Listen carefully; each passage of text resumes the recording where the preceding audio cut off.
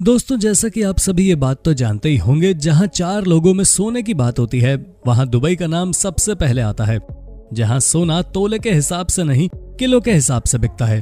तो आखिर ऐसा क्या है जो दुबई में सोना इतना सस्ता और आम है? आज हम आपको यही बताने वाले हैं, तो वीडियो के अंत तक बने रहिएगा। तो चलिए फिर देर ना करते हुए शुरू करते हैं आज की अपनी इंटरेस्टिंग वीडियो। दोस्तों, दुबई को सिटी ऑफ गोल्ड भी कहते हैं, और ऐसा इसलिए क्योंकि दुबई के विकास में तेल और टूरिज्म का जितना बड़ा योगदान है, लगभग उतना ही बड़ा योगदान सोने का भी है। जहां एक तरफ दुबई में सबसे बड़ी बड़ी कंपनियों के ऑफिस और आलीशान शोरूम मौजूद हैं, अब सबसे बड़ा सवाल ये है कि दुबई में सोना आ कहां से रहा है, और ऐसा क्या है कि दुबई के सर्राफा बाजार में मुनाफा ही मुनाफा है। दरअसल दोस्तों, दुबई साउथ अफ्रीका से बड़ी मात्रा में कच्चा सोना इंपोर्ट करवाता है और फिर उस कच्चे सोने से एक से बढ़कर एक ज्वेलरी तैयार की जाती है।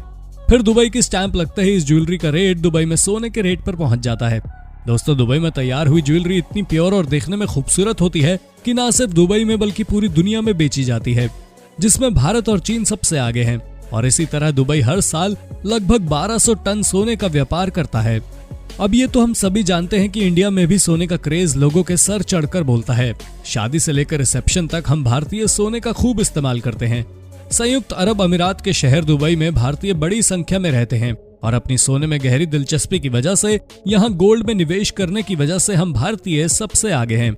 दोस्तों, अब बात करते हैं दुबई का सोना दुनिया भर में इतना मशहूर क्यों है और कैसे ये सोने की इतनी बड़ी मार्केट बन गई। तो दोस्तों, इसका सबसे बड़ा कारण तो ये रहा कि दुनिया भर में सोने की शुद्धता और गुणवत्ता के मामले में दुबई अव्वल नंबर पर है। दुबई में जितने भी ज्वेलर्स गोल्ड बेचते हैं, वो सारा गोल्ड सरकार द्वारा उनकी शुद्धता और गुणवत्ता को चेक करके ही प्रमाणित किया जाता है। इसके अलावा हर ज्वेलर को अपने स्टोर से बेचे जाने वाली हर गोल्ड के आइटम पर सोने की शुद्धता का हॉलमार्क लगाना जरूरी होता है। यही हॉलमार्क बताता है कि सोना कितने कैरेट का है।